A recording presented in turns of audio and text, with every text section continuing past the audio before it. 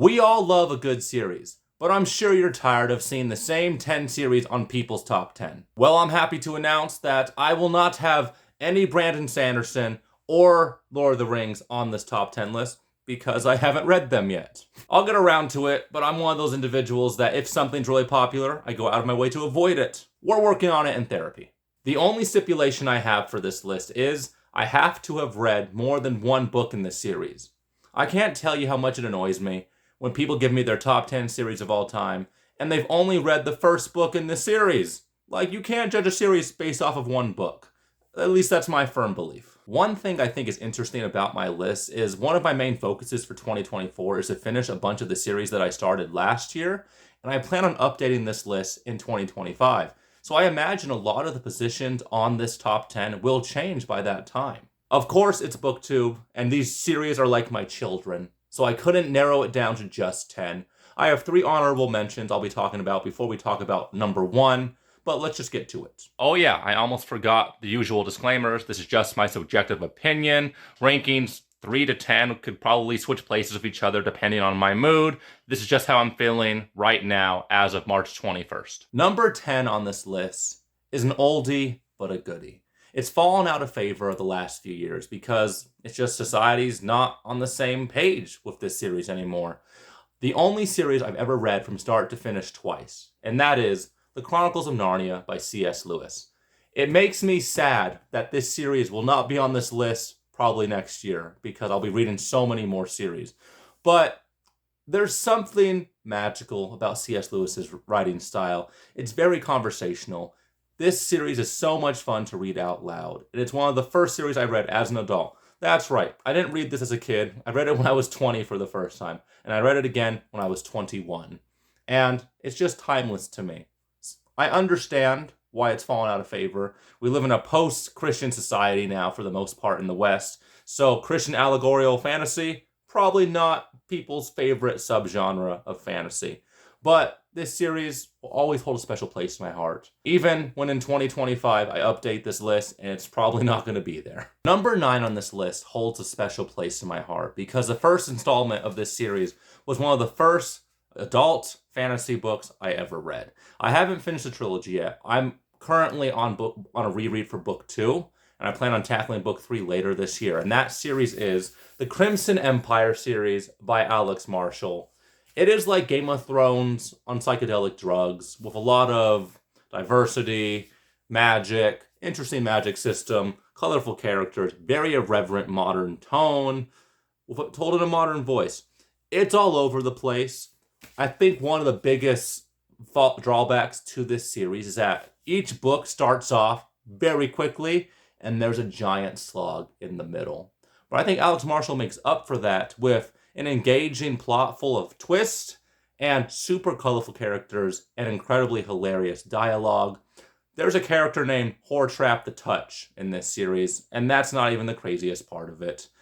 I can't wait to get back into book 3. This series is a classic case of I read the first 2 books back to back, and then I tried to get into book 3 like 3 years later, and I didn't understand what was happening. But I've been enjoying the reread, and I can't wait to finish it in 2024, and it'll probably be higher on the list. Who knows? Maybe book 3 will ruin it, but I just can't talk about this series enough. I have never heard any other booktuber talk about it, and that's a damn shame. Series number 8 on this list is a series that I see massive potential in. The first installment was so-so. I very much enjoyed the second installment. And the third installment had me very much lost because I didn't realize that this series took place in a greater multiverse and that I had to read a bunch of other books from this author's bibliography to fully understand what is happening. Of course, I'm talking about the Dark Tower series by Stephen King. Each individual installment isn't too long, but when I hold it up to my head, I have a pretty big head, it's a very long series. I've read the first 3 installments. I'm currently on a reread, and I'm going to be doing all the extended universe reads as well. Hopefully, I can finish at least up to book 6 in this series before the end of the year, and I imagine this series is going to jump up several spots, unless I bump into some other great series that'll kind of keep it in the same place. But I definitely do not foresee this series not being on the list for my top 10 list for 2025. Stephen King is not for everybody. This series is very much you love it or you hate it. Every book in the series is a kind of a different genre. I guess it's fantasy. I guess it's sci-fi. I guess it's horror. But Stephen King's my favorite author. And you can't be a true Stephen King fan. There I go, gatekeeping. But you can't be a completely well-read Stephen King fan without at least dabbling with the Dark Tower series. And I very much plan on continuing and finishing my journey for the Dark Tower. At spot number 7, we have Martha Wells' Murderbot Diaries. Everyone loves Murderbot. He's a sec unit, somewhere between a human and a machine, a cyborg-like security unit. He has his agency, he hacked his governor module, and he could do what he wants. He can make his own decisions, and he doesn't make the best decisions all the time. He makes friends, he makes enemies, he learns what it's like to have a life of meaning, and he's a very relatable protagonist. I have not been enjoying the second story arc of this series as much as I loved the first story arc. This series might have been like number 4 if you would have asked me before I read the last 2 installments in the series. I'm currently on System Collapse, the latest installment. But yeah, I think this series has kind of lost its way a little bit. But it's super humorous, it's very thought-provoking, and who would have thought that a cyborg sec unit would teach me what it's like to be human. There's plenty of information about this series on YouTube. It's told in a very distinct voice. The main character is really the main selling point, and I don't need to say too much more about it. But yeah, spot number 7, Murderbot Diaries, really good fun. At the number 6 spot is Mark Lawrence's Impossible Time series. This series snuck up on me, and I'm surprised that no one on BookTube is talking about it because Mark Lawrence's other series get a lot of love. The Impossible Time trilogy tells the story of Nick, a young boy genius in the field of mathematics and physics. The series starts off of him getting a terminal cancer diagnosis. And it's pretty hopeless until a visitor from the future visits him and gives him hope. Not only will he survive cancer, but he will help discover time travel if he follows these instructions that this person from the future gives him. The series was so cathartic. I think of all the series on this list, no series gave me a stronger feeling of catharsis. A bunch of questions are presented in the first book, and they are all solved and answered in the third installment. Just a perfectly done trilogy. Even though it's labeled YA, I would definitely say this series is timeless. It'll give you strong feelings of nostalgia. It'll make you want to call your friends you haven't spoken to in too long. And it brought tears to my eyes. It's just a really good time. At the number 5 spot is a series that everyone has heard of. It's massive. It's intimidating. It's 4.4 million words of high fantasy goodness. And of course I'm talking about Robert Jordan's Wheel of Time series. If you would have asked me 2 years ago, this probably would have been in my top 3. But the last 2 installments I've read, they kind of drag. The first 2 installments were brilliant. And Robert Jordan is a phenomenal author, but he loves his descriptions. The young protagonists, I love them, but also they're incredibly stupid, imbecilic. They do really silly things. They don't communicate. Almost all of the conflicts in this story could have been solved just with like a two sentence conversation, but of course they don't do it. There's life or death stakes. The world could be destroyed, but these teenagers can't figure out how to talk to each other. They'd rather risk their lives than communicate. I know it's number 5. I promise I love it, but there's a lot of things wrong with the Wheel of Time, and most Wheel of Time fans will agree with me. I have heard the post-book depression you will get after concluding the Wheel of Time is unlike any other. And I look forward to reaching that point in like 3.5 more million words. It's very intimidating. I probably won't even finish this series before 2025 is done. But I am motivated. I will get this done because, if you want to really be like an authority on BookTube, you want to kind of be in the in-group, you have to have pretty strong opinions about this series. I'm enjoying it. I imagine after I get through the slog, it'll be amazing. But I'm worried. I'm not going to lie. Number 4 on this list is the series that I would predict will be on this list for many years to come, no matter what happens. And that series is Discworld by Terry Pratchett. I have read 6 books in this series. I have over 35 left. Discworld, it's absurdism. It's satire, it's incredibly witty, it's incredibly funny. They're all standalone books, and there's various different entry points into the series, different story arcs, and Terry Pratchett, no one does satire like him. No one could write like Terry Pratchett. Terry Pratchett is so funny that I think that if he chose to become a comedian as opposed to an author, he would have been the best comedian of all time.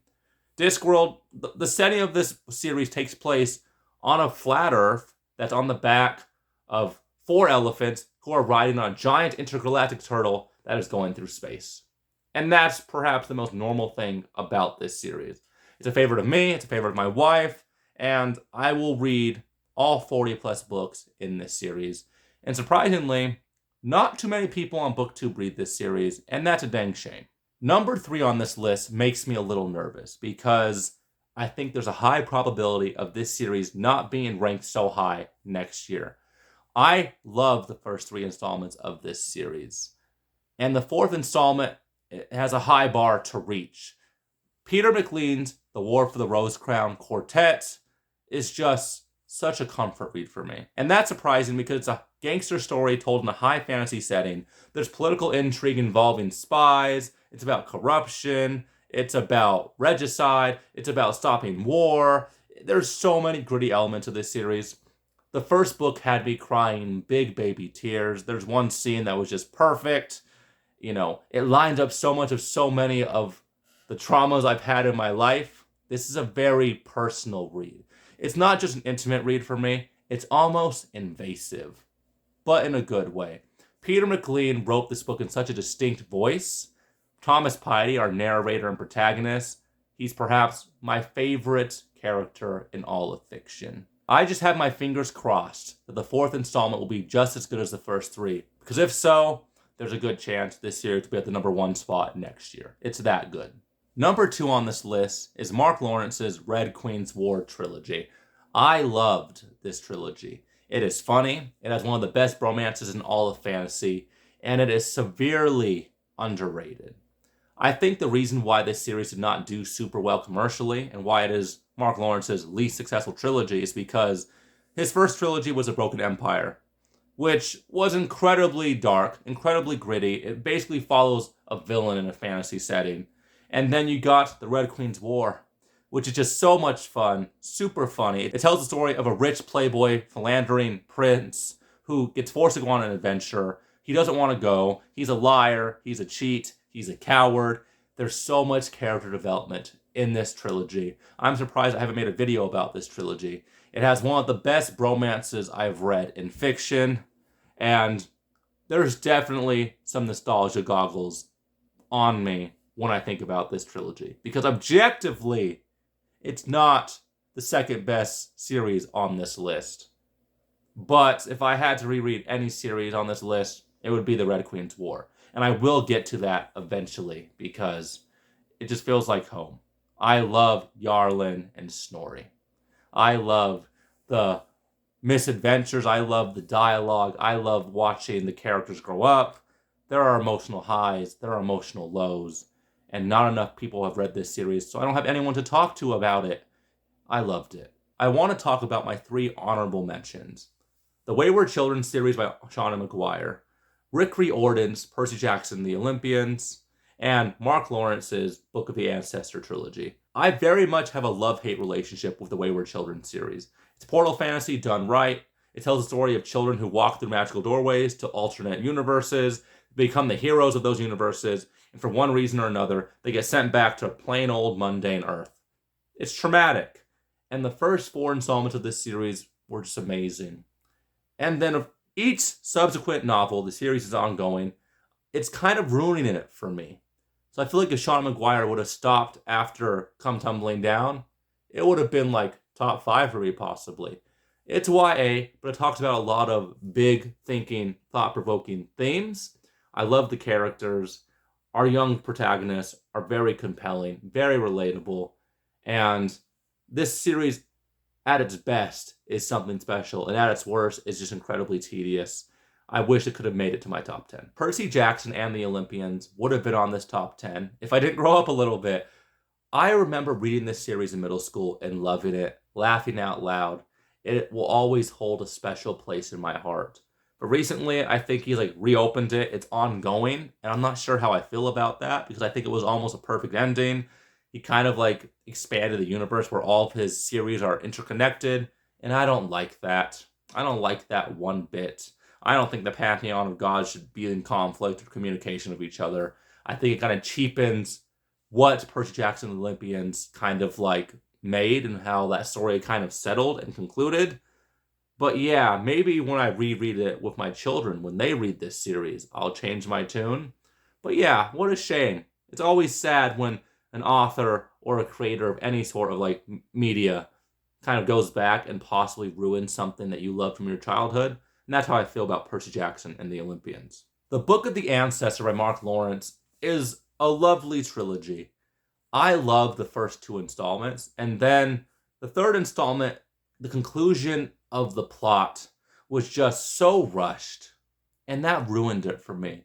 Like, the tension and the stakes were just built masterfully for 2.5 books.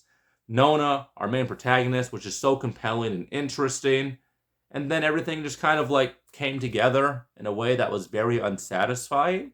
I do appreciate how like Mark Lawrence plays with the chosen one trope and like flips it on its head several times. I love the power of friendship. I love sci-fi and fantasy elements mixing together. It's a beautifully done series, but I just think it was a miss for me personally, despite it being arguably his most successful series so far. And finally, number 1 on my list, my favorite series of all time as of March 2024, Blake Crouch's The Wayward Pines trilogy. This sci-fi thriller was something special. I had such bad post-book depression after finishing the third and final installment. The first book was filled with so many plot twists. I had no idea what was happening until the last few pages. The second book was a story of survival, and it ends on such a strong cliffhanger. And the third book was incredibly cathartic.